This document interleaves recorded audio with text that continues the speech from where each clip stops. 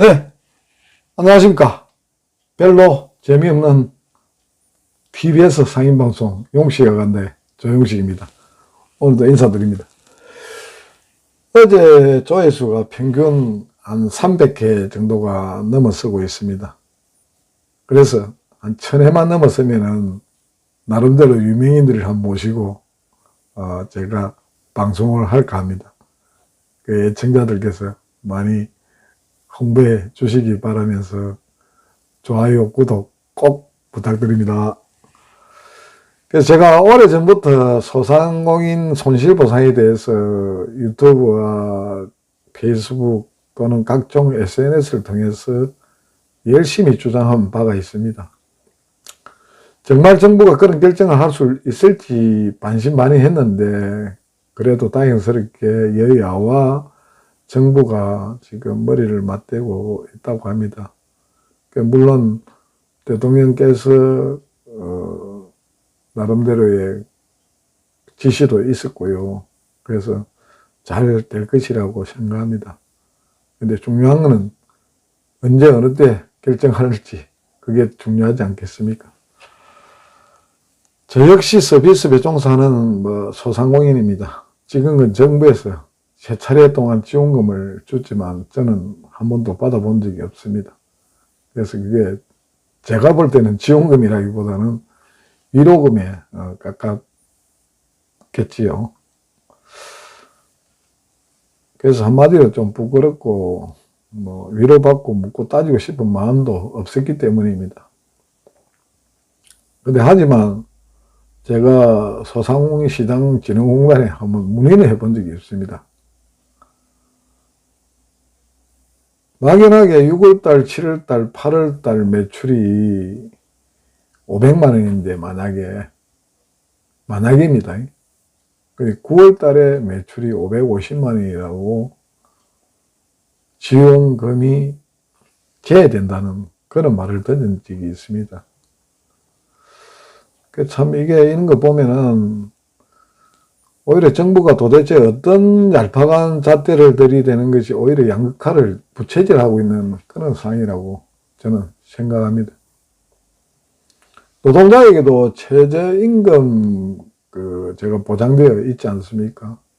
그래서 이제 분명 소상공인들에게도 생계 노동자로서 이제 정부와 국회에서 최저소득에 대한 기존의 법안이 분명히 이제 마련되어야 할 것입니다. 물론 최성재 국민의힘 의원과 이동주 민주당 의원이 손실보상에 대한 법안을 대표 발의했지요. 여야 많은 의원들이 소상공인 보호를 위한 손실보상 등의 법안을 계속 발의를 한 줄 알고 있습니다. 하지만 일반 국민들의 의견은 지나가는 개 짖는 소리 정도로 듣는 게 오늘의 정치 현실입니다. 이게 사실 아닙니까? 정치인들과 좌우를 나눈 지지자들이 오직 보궐선거와 어느 대통령 선거 또 지방선거를 앞두고 편가르기를 통한 표심으로 온갖 지금 통밥을 다 굴리면서 언제 돈을 뿌려야 할지 돈벌이 받을지 이런 지혜를 모으고 있는 중이지만도 이왕 줄 것 같으면은 안 그렇습니까? 정말 급할 때 배고플 때 밥을 주어 고마움을 알지요. 춥고 배고플 때. 그래서 하루속히 결정하여 집행하기를 기대합니다. 이제 코로나는 과학이 우선되는 방역이 아니라 정치 방역으로 우리 국민들은 더 불안하게 만들고 있는 지경이고 하루벌어 생계를 이어오는 약자들에게는 정말 피눈물 나는 세상이 되어가고 있습니다. 우리가 돈은 많으면 많을수록 좋지 않습니까? 99개 가진 사람이 한 가지를 더 얻어야 되지만 정말 추위와 배고픔은 본인들이 가장 애로울 때 반드시 도움의 손길이 필요하고 또 그걸 고맙게 생각할 것입니다. 그래서 오늘 제가 무리하게 방송을 하게 된 것은 소상공인들의 입장에서 모두들 비슷한 입장에 처해 있기 때문에 이건 하소연이 아니라 현실이기 때문에 오늘의 직면은 참으로 안타깝고 슬픈 사연을 들려드리기 위해서입니다. 국민의힘이 지난 26일 서울 여의도 국회에서 주최한 코로나19 피해 소상공인 손실보상 등 대책 마련 간담회에서 천안에서 커피숍을 하는 모 대표가 자신이 처해진 입장에 대해 내용을 정리하여 제가 방송을 드립니다. 모 대표는 지난해 딸아이가 자살까지 하려고 사채까지 써가며 장사를 계속 버텨왔는데요.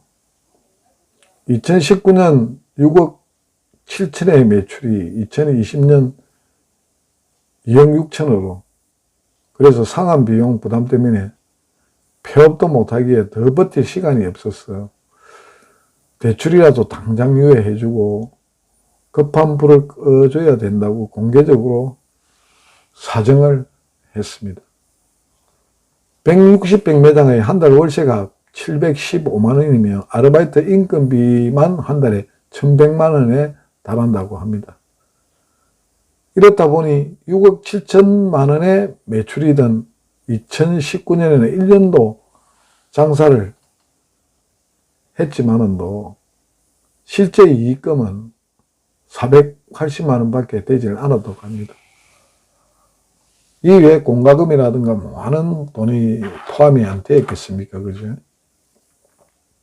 20년 장사하면서 버틴 결과 4억 원의 마이너스 빚이 남았답니다. 그런 와중에 지난해 코로나19가 터져가지고 엎친 데 겹쳐 안타깝게도 작년에 확진자가 또 가게에 다녀가는 바람에 그냥 매출이 턱없이 하락했답니다. 이제 집도 팔고 초등학교 1학년 딸 학원도 끊기고 전단지에 나오는 사채도 썼지만 더 이상 버티기 힘들어 한때는 자신이 아이를 데리고 극단적 선택을 하는 게 그는 정말 끔찍한 생각을 했다고 합니다. 그 사채 빚이라는 게 정말 겁나고 또 이자가 엄청 비쌉니다. 오죽했으면 그는 사채를 끌어 썼겠습니까? 그 자신도 모르게 어느새 그런 생각을 하고 있었지만은 그 두렵지기도 하고 정말 못 살겠다고 생각도 했지만은 그래도 그나마 버텨나간 것은 정부가 K 방역을 내세우면서 코로나가 꼭 종식될 것이라고 믿었기 때문입니다. 이후 1차 소상공인 대출 5천만 원을 받았다고 합니다. 또 다른 곳에서 또 3억 가까운 되는 빚을 또 이렇게 내었다고 합니다.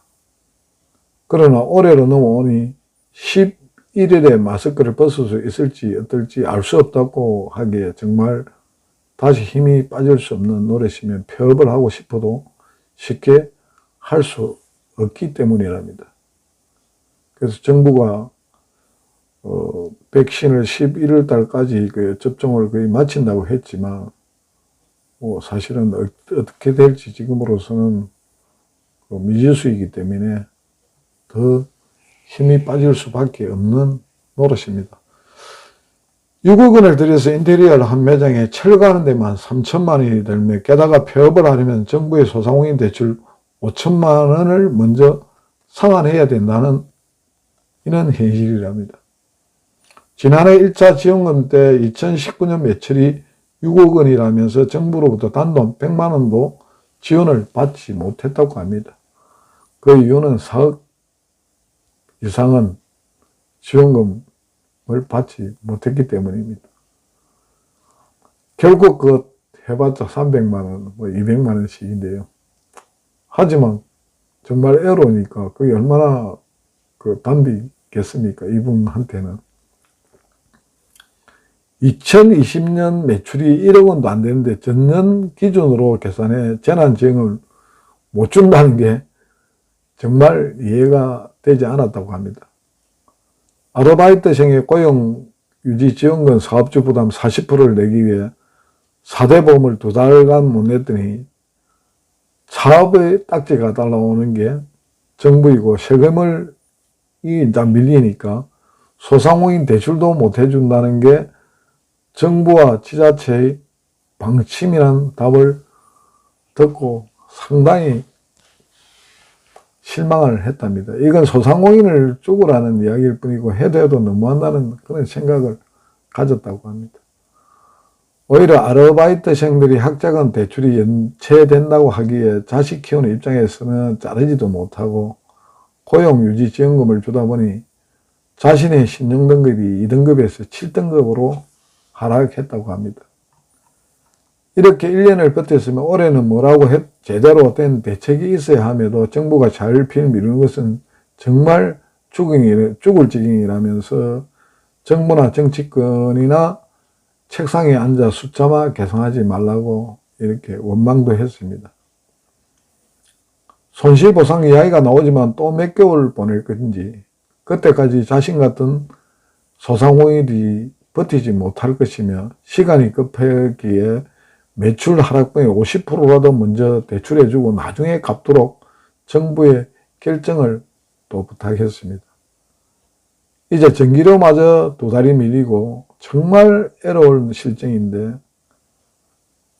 자신은 분명 대한민국 소상공인이라고 울먹이며 이날 참석자 모두가 동병상련의 아픈 심정을 느꼈을 것입니다.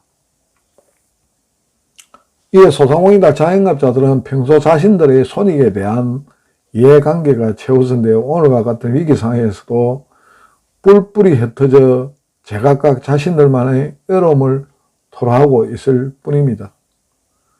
평소에는 노동자들의 근익투쟁을 이해하기에 앞서 오히려 집단하며 비난해 오면서 전혀 어려움을 겪지 못한 탓인지 오늘의 현실에 타개하기 위해서는 서로 똘똘 뭉쳐야 산다는 것을 절실히 깨닫기 바랍니다.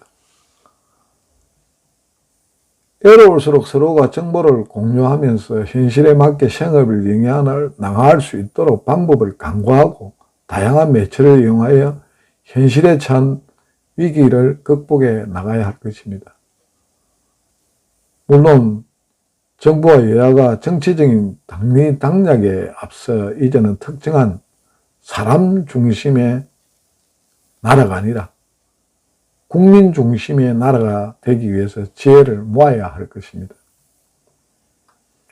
비록 오늘의 빛이 당대의 빛이 될런지 미래의 빛이 될런지 모르겠지만 이 모두가 대한민국 미래를 위한 선순환 사람 살리기에 최선이라 생각하시고 하루속히 손실보상이 결정되도록 조용시기가 부탁드립니다.